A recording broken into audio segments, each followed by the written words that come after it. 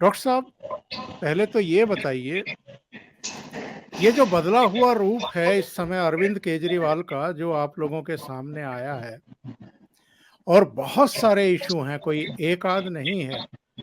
बस खरीद में घोटाला हुआ है, स्कूल में कमरे बनाने को लेकर के गड़बड़ी हुई है, एडवर्टाइजमेंट जो दिए गए हैं उसमें भी एलजी ने इंक्वायरी सेटअप की थी। इनको 163 करोड़ या कुछ इस तरह की राशि जमा करने के लिए कहा था।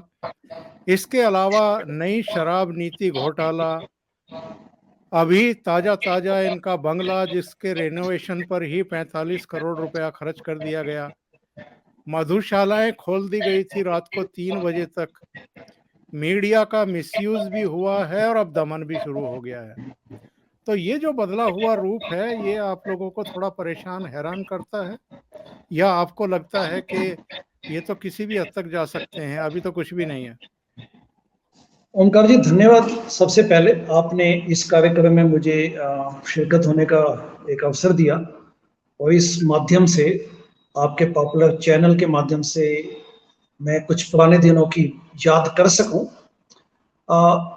आपके प्रश्न का जवाब यही है कि बिल्कुल दुख और परेशान करने वाली बातें हैं, लेकिन साथ ही साथ यह भी तय है कि यह व्यक्ति जिस ढंग से रहस्य और अपनी जो तिकड़मी चाल एजेंडा लेकर बैठा था, वो पूरी तरह से खुल चुका है।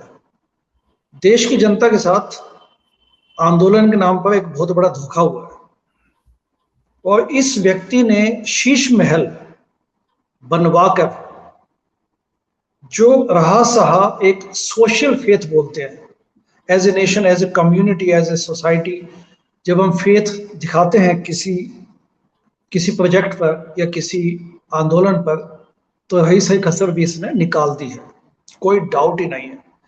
अभी हाल ही में आईएसी के, इंडिया अगेंस्ट करप्शन के कुछ साथियों से नेचुरली बात हुई है, क्योंकि नई घटनाक्रम की लाइट में, तो बल्कि परसों सुनील लाल जी ने ये कहा।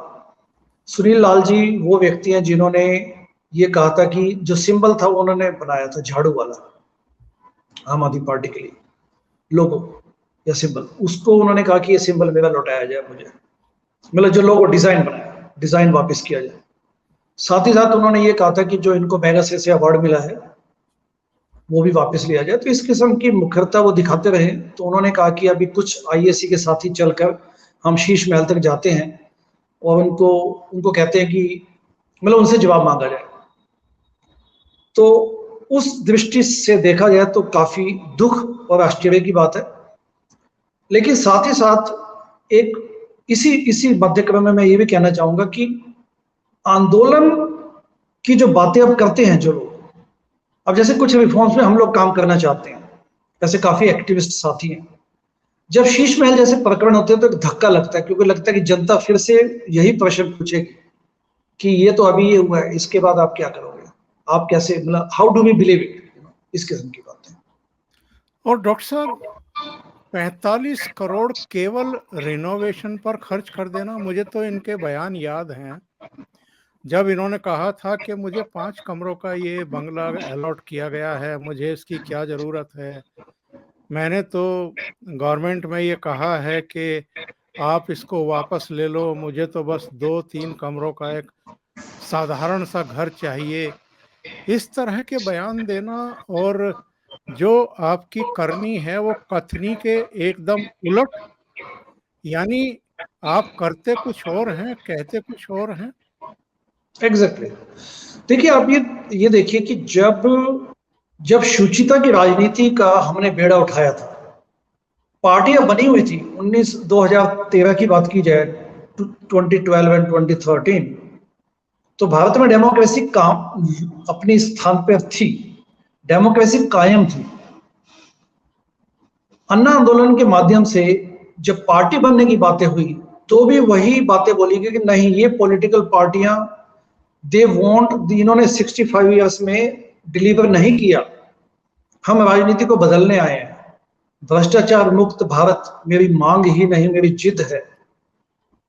निकलो बाहर मकानों से, जंग लड़ो बेईमानों से, इस किस्म के स्लोगन्स देके देश को जगाया गया और ये बोला गया कि इन पॉलिटिकल पार्टियों के माध्यम से बदलाव नहीं आने वाला। You need a different kind of politics, व्यवस्था परिवर्तन करना पड़ेगा। और जो आपने अभी कहा कि बच्चों की कसम खाई गई, साथ में बोला गया, इसके साथ साथ ये भी बताया गया कि एसी का बिल कितना आता है सीएम के रेजिडेंस का, और जो अपने यहाँ पे जहां विधानसभा बैठती है, जहां पे सचिवालय है, मिनी सचिवालय, वहां पर ये इतने खर्चे आते हैं। तो उन सबको देखते हुए शीश महल जो शुचिता की राजनीति करने आए थे 360 डिग्री टर्न ले चुके हैं, और उसके बावजूद भी आप मान लीजिए कि ठीक है गलती हुई है, हम फिसले हैं, दिखाया क्या जा रहा है कि आप प्रधानमंत्री जी के आवास का देखिए, बाकी सीएम्स का देखिए, ये क्या बेतुकी बातें है। मतलब कहने का मतलब कि तर्क की बजाय आप कुतर्क देने लग जाए, और कुतर्क के बाद आप कब तक उस पर बहस करेंगे ये बताइए। तो ये सब जब देखते हैं तो लगता है कि बहुत बड़ा धोखा हुआ है देश के साथ। लोगों की आस्था को इस प्रकार से हिला दिया गया है कि आज किसी भी बदलाव की बात करें, मतलब हर चीज में स्पिन दिया जाता है। पॉलिटिक्स को इस ढंग से तरोड़ मरोड़ के और मैकियावेलियन पॉलिटिक्स की जा रही है कि कहीं एंड ही नहीं लगता। और क्योंकि सबसे नई एक पॉलिटिकल पार्टी जिसने इस किस्म का सबक, जिस किस्म की चीजें उन्होंने दिखाई है देश के सामने, तो आज न केवल उन लोगों ने, उस जनरेशन ने जिसने इस मूवमेंट को, इस पॉलिटिकल पार्टी का सपोर्ट किया, आज की जो यंगर जनरेशन है वो इससे क्या सबक लेगी। मतलब सारी जो पराकाष्ठा है, जो सीमाएं तोड़ दी गई है। लेकिन साथ ही साथ मैं ये जानना चाहता हूं कि इसका अकाउंटेबिलिटी कैसे फिक्स की जाए इस मुद्दे की।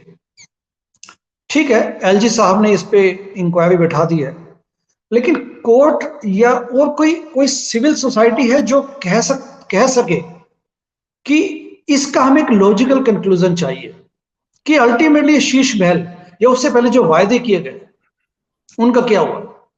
तो इससे एक बात निकल के आती है ओमकार जी की, जो इलेक्शन मैनिफेस्टो है,